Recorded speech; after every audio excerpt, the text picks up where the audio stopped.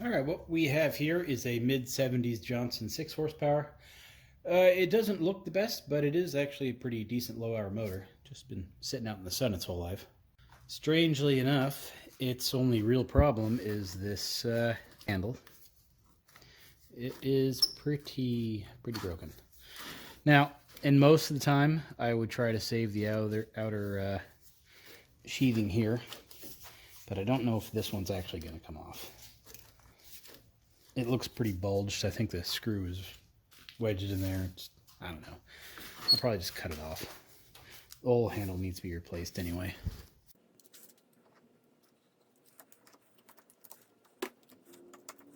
So I don't know what this stuff is. If that's something the owner added or if that's the actual inner of the handle breaking down. Kind of looks like the inner of the handle, but I don't think so. But regardless, you can see now what we're dealing with. It's quite destroyed. Luckily for us, the screw is still there. However, it might be a little bent. Get a Phillips screwdriver, push this down a little bit.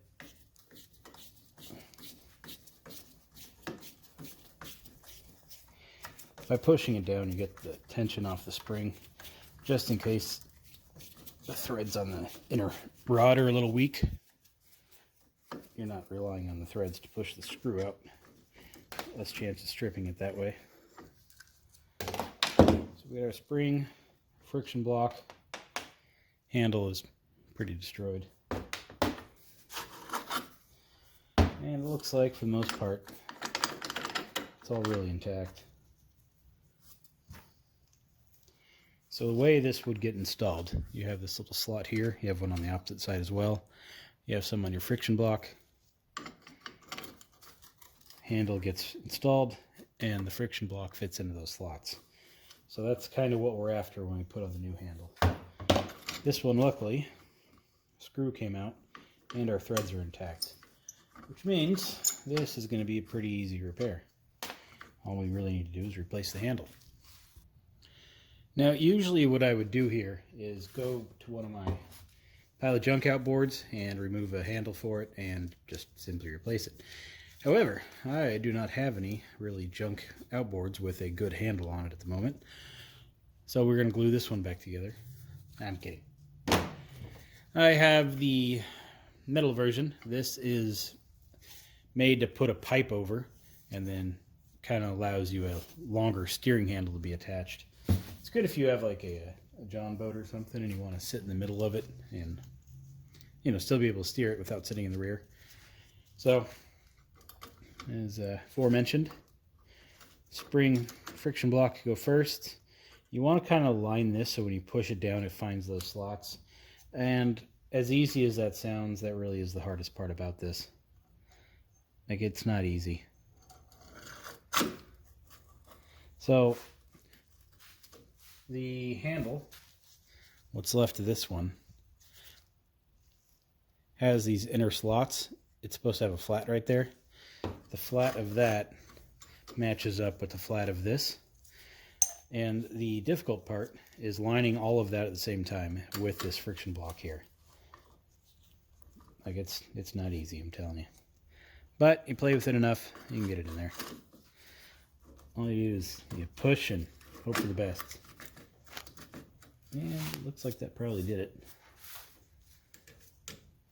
With any luck. The hole is also aligned. Which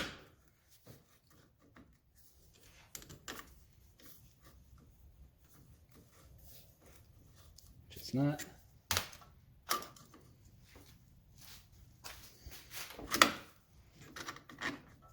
Alright, so there's the hole right there.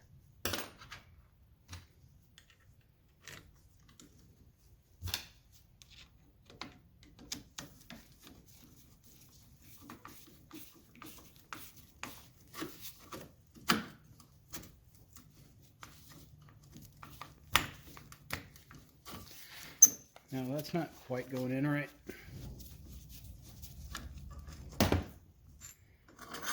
Don't exactly know why. Should. I'll Our threads aren't the best. Yeah, they're not. Okay, I have a number 10 32. Number 10 screw, 32 threads per inch. Gonna chase the threads here.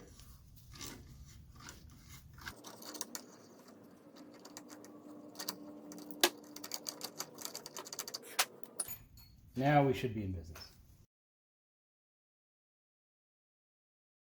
See how nicely that screw goes in?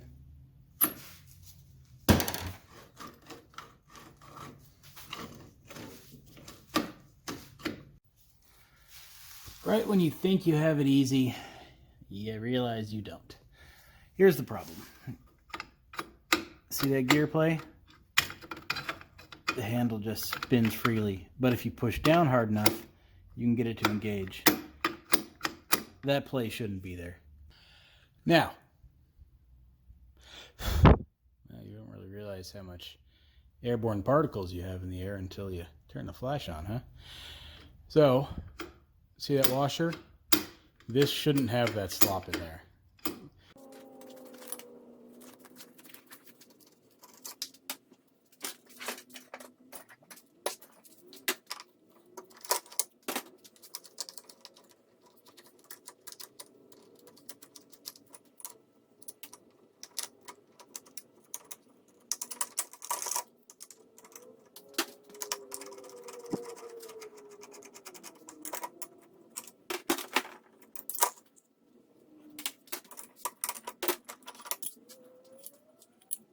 Well, I don't think there's actually a problem with the handle. Although there might be. I think the more likely scenario is that the bushing is missing the lip that's supposed to be here. Which introduces all kinds of other problems. Such as A, getting a new bushing. And B, getting that pin out. A lot of times that pin is good and stuck in there. I guess we will soon find out.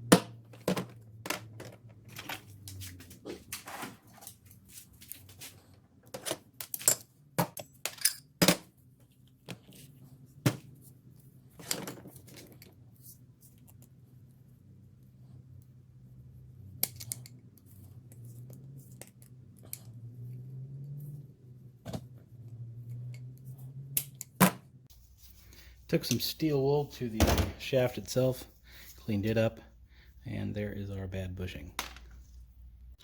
Okay, I have unearthed myself a new used bushing. With the shaft clean, it slides right on in there. And in case you're wondering about the comparison, you can notice that has a lip on it. The old one does not. I think that's where our play was coming from. So let's slip this into our handle. Install our washer and pin.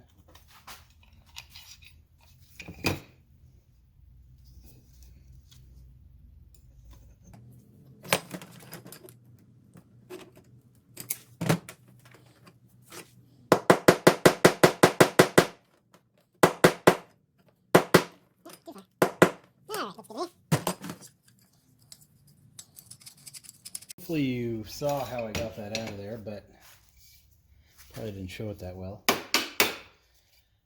Different ear tiller handles are going to be set up a little differently. This particular one uses a nut into the back. Sometimes you will already have a, this will be threaded, so you won't use a nut. Minor differences. Don't worry about that. The process is the same. So I'm slipping in this little protective gear cover thing first. I'm going to get that washer over the little lip so that I have a little more room there. I'm going to line the gears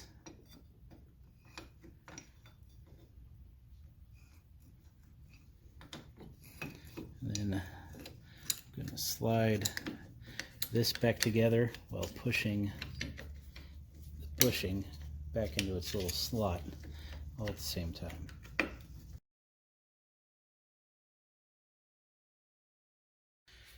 This washer needs to go over these little lips back here. Once you get the handle assembled, you can't move that again. So as you go, keep an eye on that. Lift this back up. Yeah, that's good. I think this actually goes in there like so.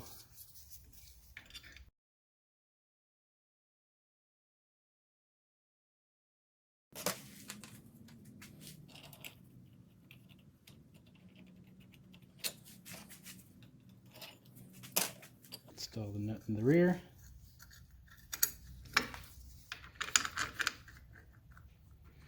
And then do your darndest to get the screw through the hole on the opposite side.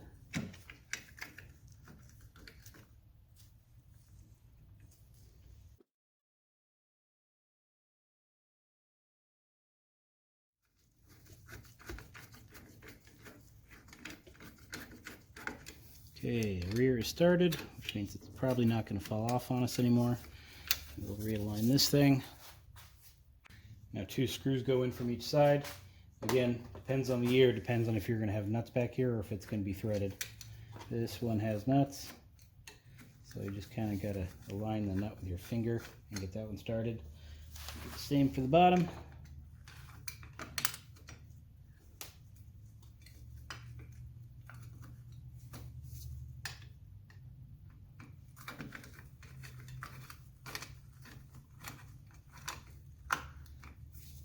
Once they're all snug, you want to ensure your washer is still there, which it is. Washer back here.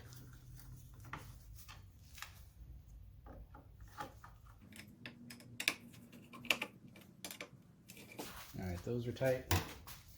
Now this screw back here, you can go over tight with it so that it doesn't really move up very well. So, like that takes some significant force to move. Back the screw out just a pinch. Much easier.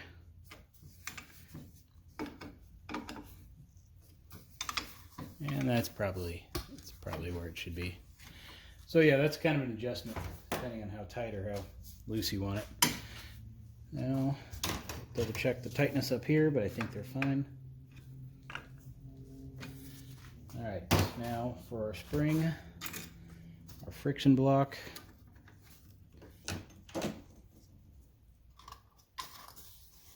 There's a notch down here, a notch there.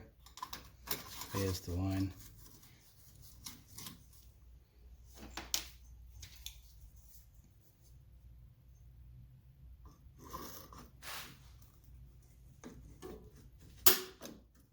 Actually, I think I have it on backwards.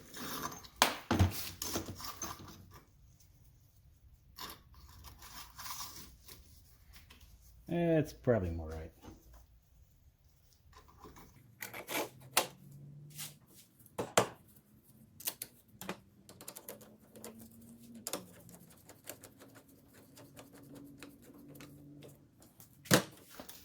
Oh, that's better. Yep, now it works. So, this video has taught us anything. It may look easy, but expect the unexpected, because you never know when you're going to need to go dig up a bushing that you weren't expecting to have to replace. Also, cleaning the shaft there. Usually that's... a lot of times all these things really need to get turning and functioning right as a good cleaning. Alright, well, we now have a functioning tiller handle again, so that's good.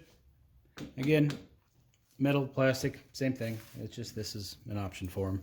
And actually I think it was aftermarket, but as you can see it works fine. And it being metal, they're probably not going to break it as quickly as they did the original handle. However, I don't know how it broke. They probably dropped it, so, you know, can't necessarily protect against that one. Alright everybody, I will see you next video.